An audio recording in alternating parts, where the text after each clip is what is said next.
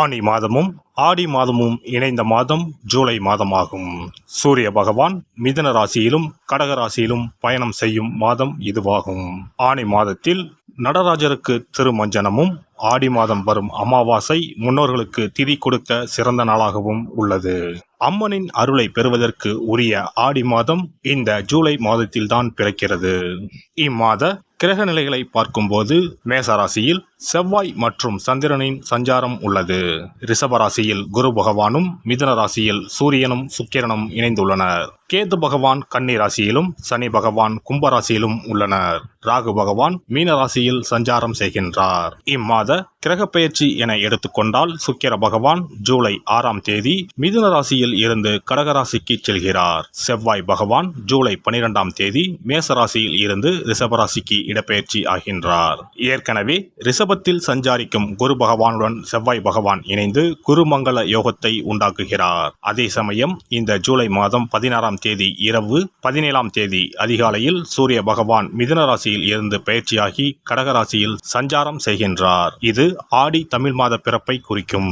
ஜூலை 19ஆம் தேதி புதன் பகவான் கடகராசியில் இருந்து சிம்ம ராசிக்கு பயிற்சியாகின்றார். சுக்கிர பகவான் ஜூலை 31ஆம் தேதி சிம்ம ராசிக்கு பயிற்சியாகின்றார். சந்திர பகவான் ஜூலை 1ஆம் தேதி அஸ்வினி நட்சத்திரம் மேசராசியில் இருந்து தன் பயணத்தை ஆரம்பிக்கிறார். இந்த கிரக பயிற்சி மற்றும் சஞ்சாரத்தால் உங்கள் வாழ்வில் ஏற்படக்கூடிய சுப மற்றும் அசுப பலன்கள் என்ன என்பதனை பற்றி காண்போம். உங்கள் வாழ்வில் வளமும் நலமும் செல்வ செழிப்பும் பெற்று வாழ்வில் உயரிய நிலையை அடைய எல்லாம் வல்ல எம்பெருமானை வேண்டி விரும்பி கேட்டுக்கொள்கிறேன். கும்பராசி அன்பர்களே, இந்த மாதம் அறிவுத்திறமை கூடும். சில முக்கிய முடிவுகள் எடுப்பதன் மூலம் நீண்ட நாட்களாக இருந்து வந்த பிரச்சனைகள் தீரும். இனிமையான பேச்சின் மூலம் எதிலும் வெற்றி காண்பீர்கள். வீண் குற்றச்சாட்டிற்கு ஆளாக நேரலாம். கவனமாக இருப்பது நல்லது. மற்றவர்களின் செய்கையால் கோபம் ஏற்படலாம், நிதானம் தேவை. வழக்குகளில் சாதகமான போக்கு காணப்படும். வீடு மனை வாங்குவதற்கு இருந்து வந்த தடைகள் நீங்கும். தொழில் வியாபாரம் எதிர்பார்த்த அளவு லாபம் தராவிட்டாலும் வருமானத்திற்கு குறைவிருக்காது.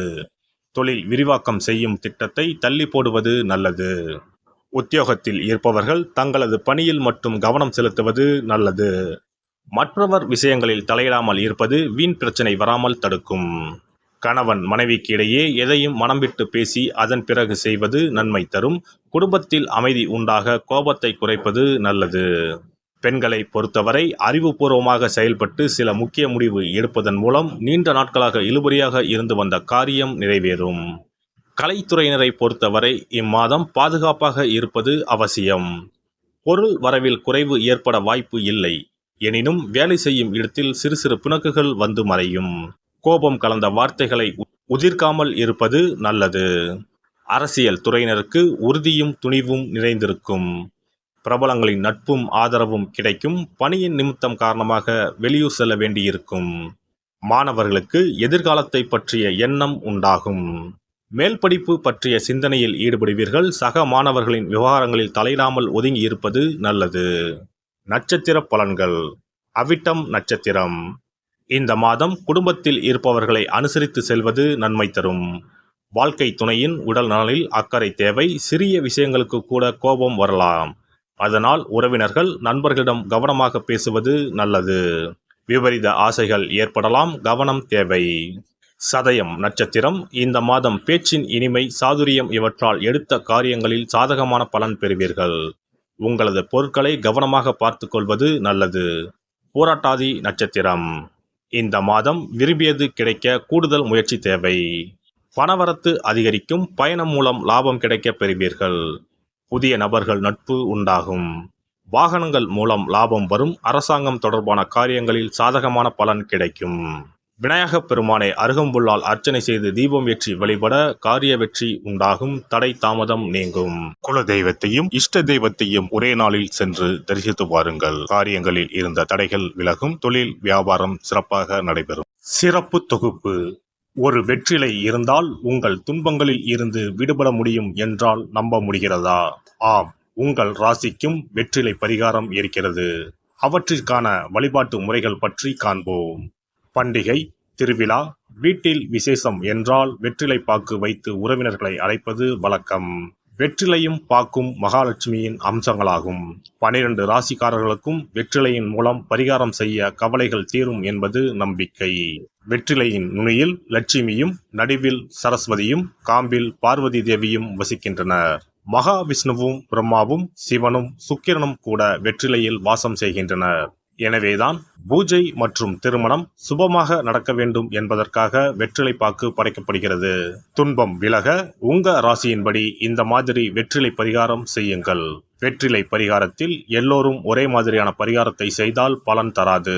அவரவர் ராசிக்கு தகுந்தபடி சில இஷ்ட தெய்வங்களையும் சில கிரக தெய்வங்களையும் பொறுத்து உங்களுடைய பரிகாரத்தை மாற்றிக்கொள்ள வேண்டும். அப்போதுதான் உங்களுக்கு என்ன கஷ்டமோ அது சரியாக நீங்கி உங்களுக்கு நல்ல பலன்கள் கிடைக்கும். உங்களுடைய ராசியின்படி வெற்றிலையில் குறிப்பிட்ட கிழமையில் பரிகாரம் செய்தால் உங்கள் துன்பம் விலகும், பிரச்சனைகள் தீரும். மேசராசி அன்பர்கள் செவ்வாய்க்கிழமைகளில் வெற்றிலையில் மாம்பழம் வைத்து முருகப்பெருமானுக்கு நெய்வேத்தியம் செய்துவிட்டு அந்த பழத்தை உண்டால் அனைத்து கஷ்டங்களும் நீங்கும். ரிஷபராசி அன்பர்கள் செவ்வாய்தோறும் வெற்றிலையில் மிளகு வைத்து வழிபாடு நடத்தினால் துன்பங்கள் அனைத்தும் தீரும். மிதுன ராசி அன்பர்கள் புதன்கிழமைகளில் வெற்றிலையில் மிளகு வைத்து இஷ்ட தெய்வத்தை வழிபடவும். பின்னர் அதையே பிரசாதமாக சாப்பிட்டால் துன்பங்கள் எல்லாம் நீங்கும். கடகராசி அன்பர்கள் வெள்ளிக்கிழமை தோறும் வெற்றிலையில் மாதுளை பழத்தை வைத்து காளியை வழிபாடு செய்து பின்னர் அந்த மாதுளை பழத்தை சாப்பிட்டால் துன்பங்கள் நீங்கும். சிம்மராசி அன்பர்கள் வியாழக்கிழமைகளில் வெற்றிலையில் வாழைப்பழத்தை வைத்து இஷ்ட தெய்வத்தை வழிபடலாம். பின்னர் அந்த பழத்தை பிரசாதமாக உண்டால் கஷ்டங்கள் நீங்கும். கன்னிராசி அன்பர்கள் வியாழக்கிழமையில் வெற்றிலையோடு மிளகு வைத்து உங்கள் இஷ்ட தெய்வத்தை வணங்குங்கள். உங்கள் துன்பம் துயரம் எல்லாம் தீர்ந்துவிடும். துலாம் ராசி அன்பர்கள் வெற்றிலையில் கிராம்பு வைத்து உங்கள் இஷ்ட தெய்வங்களை வழிபட்ட பின் அதை உண்டால் அனைத்து துன்பங்களும் நீங்கும். விருச்சிக ராசி அன்பர்கள் வெற்றிலையில் பேர்ச்சம்பழம் வைத்து செவ்வாய்தோறும் உங்கள் இஷ்ட தெய்வத்தை வழிபட்டால் துன்பங்கள் நீங்கும். தனுசு ராசி அன்பர்கள் வெற்றிலையோடு கற்கண்டு வைத்து வெள்ளிதோறும் இஷ்ட தெய்வத்தை வழிபட்டு பின்னர் கற்கண்டை சாப்பிட்டால் துன்பங்கள் விலகும். மகர ராசி அன்பர்கள் வெற்றிலையோடு அச்சு வெல்லம் வைத்து வெள்ளிதோறும் காளியை வழிபட்டால் துன்பங்கள் துயரங்கள் நீங்கும். கும்பராசி அன்பர்கள் வெற்றிலையோடு நெய் வைத்து சனிக்கிழமைகளில் காளி தெய்வத்தை வழிபட்டால் உங்கள் துன்பங்கள் எல்லாம் தீரும். மீனராசி அன்பர்கள் வெற்றிலையோடு சர்க்கரை வைத்து ஞாயிறு தோறும் இஷ்ட தெய்வத்தை வழிபட்டால் துன்பங்கள் எல்லாம் விலகும். எல்லாம் வல்ல இறையருளால் நீங்களும் உங்கள் அன்பு குடும்பமும் உடல் நலம், நீலாயுள், நிறை செல்வம், உயர் புகழ், மெய்ஞானம் ஓங்கி வாழ்க வளமுடன். இந்த வீடியோ பதிவு உங்களுக்கு பிடித்திருந்தால் லைக் பண்ணுங்க, கமெண்ட் பண்ணுங்க, ஷேர் பண்ணுங்க, மறக்காம சப்ஸ்கிரைப் பண்ணுங்க, பக்கத்துல இருக்கிற பெல் பட்டனை கிளிக் பண்ணுங்க. நன்றி, வணக்கம். ஓம் நமச்சிவாய, சிவாய நம.